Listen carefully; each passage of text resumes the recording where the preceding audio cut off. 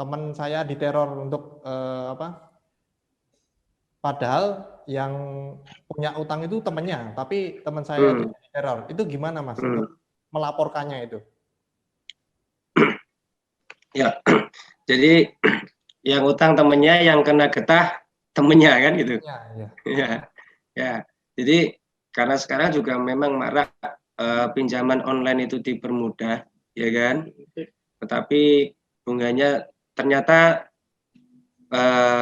besar juga, tidak flat kan gitu. Akhirnya juga masyarakat itu kan mungkin karena kebutuhan ya.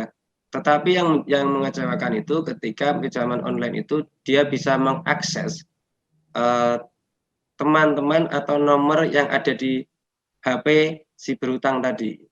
Nah, mereka melakukannya dengan cara apa? Melakukan mungkin kalau bahasa kasarnya itu kan kayak bahasa teror juga kan, ya kan? Kalau nggak gitu mungkin teman-temannya di SMS atau di WA dengan kata-kata atau kalimat yang sebenarnya tidak tepat. Ya, langkah yang harus kita lakukan sebenarnya coba memverifikasi teman-teman semuanya tadi. Jadi teman yang merasa dilakukan atau di WA yang tidak tepat tadi coba dikumpulkan, ya kan?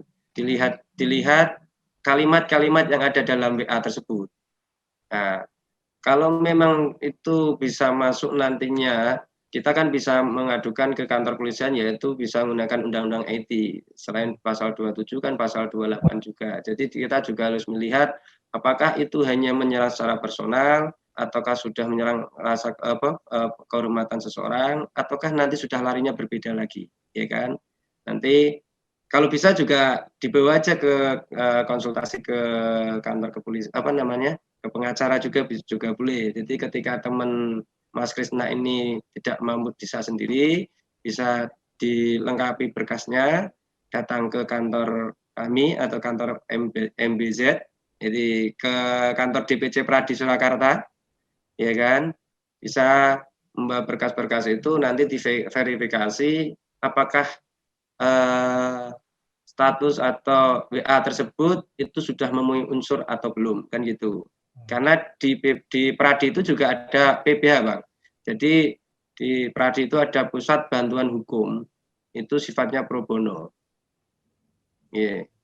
Jadi nanti bukti-bukti itu diperlihatkan karena barang bukti itu belum tentu bisa menjadi bukti, ya kan, harus diverifikasi dulu apakah memenuhi unsur memperkuat perbuatannya yang disangka atau tidak, kan gitu. Jadi nanti bisa dianalisa lebih dalam gitu, Bang. Iya Mas, padahal itu teman saya yang utang pinjaman online itu mengaku udah lunas itu padahal Mas ya. Nah itu masih aja diteror itu teman-temannya itu. Nah lalu Mas untuk apalagi kalau untuk membawa berkasnya tadi apa Mas? Berkasnya apa aja mungkin yang bisa menjadi syarat untuk pelaporan itu?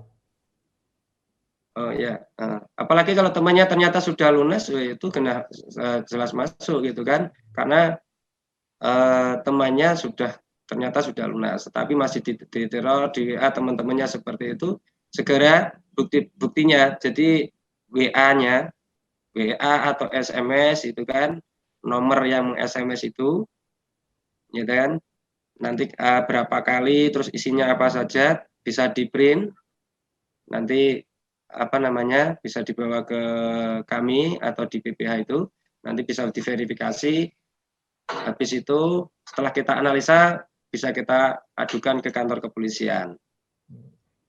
Karena hanya penghinaan kan itu delik aduan, karena orang yang dirugikan kan secara personal. Jadi yang merasakan apakah WA-nya itu menurut dia mencemarkan nama baik dia atau tidak, itu kan yang merasakan hak subjektif korban, kan gitu. Itu. Tapi perlu dianalisa secara mendalam apakah kalimat-kalimat yang ditulis itu termasuk memenuhi unsur pencemaran nama baik atau tidak, kan gitu. Terima kasih sudah nonton. Jangan lupa like, subscribe, dan share ya.